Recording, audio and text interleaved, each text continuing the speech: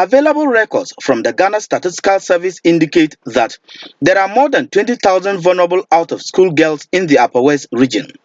The report suggests that over 20,000 of such girls migrate from the region to southern Ghana to be engaged in menial jobs that has become known in the country as kayaye. Though the rural migration menace appeared in the manifestos of successive governments, it appears little or not enough has been done to reverse the trend, as most streets in the cities along Ghana's southern belt are replete with girls of school-going age engaging in the kayaye business. To help mitigate the situation, Pronet North Ghana, a non-governmental organization, commenced a vocational skills training program for vulnerable out-of-school girls that has so far equipped a total of 829 girls with skills, working tools and seed capital in the Jirapa municipality, Nadoli under the Fimabuse Issa districts. The country director of Pronet North Ghana, speaking at the graduation ceremony of some 246 girls at Issa, charged the government to address the kayaye menace in northern Ghana. Today marks the day that we are passing out 246 girls who have learned various vocations. And if we add these 246 of the third cohort to the two earlier cohorts, we are looking at a total of 829 young girls between the ages of 14 and 20 in the Upper West region alone who have benefited from this project. And if you consider that it's part of a bigger project in 700 districts in the country, then the figures are easily over 3,500 beneficiaries. So we're encouraging other agencies, especially the district assembly, through the disability share of the common fund, because a good number of these girls are girls with disability who we have identified under this project, because the project looks at vulnerable girls.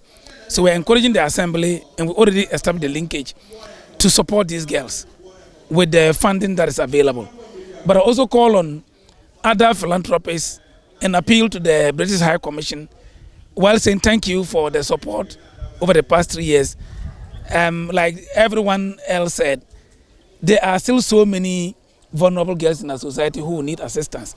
And so from the point of view of Pronet North, we'll continue to do our best to get partners to ensure that we can reach as many girls as possible. Because only through such skills development that we can ensure independent income for these girls and young women.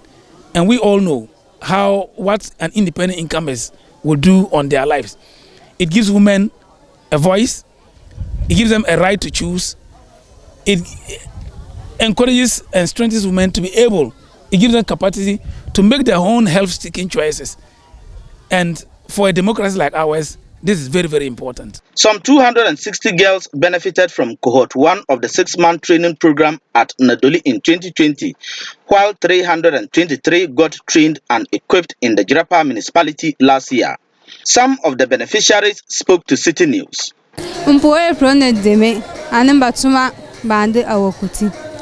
Nanda be you battle to Maza. Changa and Bavanga Ntwanda hair waving. Upon Zinanga, so Nadia Balkayagaza, a kubo. Mazin Nabantu Metuman, a dear Libri. Mbora kan yeloko Pronet North de men kaba Morgan Pang, Nanda Zin Bata to Maza atona. Chabawa, Bavenga Nta Rutuma, Anamantu, Anyam Bonkanga Adi, Chana Sone, Adno de Meza. Tenda zentimina manyi ai na manvanga to dorba kombanso to school inga ten man danya tinimbi tori de mena anwera gbele na tenya ka teni yangba yebo kombanga zieza ti karimine mampro azun aji cha anuba nga wavenga akwasonte anan atomanga tentu antuna atoma karmada menta ko kero asonte tentu antuna atomanga teta jidia ka atoma tontonga bonza banta atomanga akotete na tuande aji aton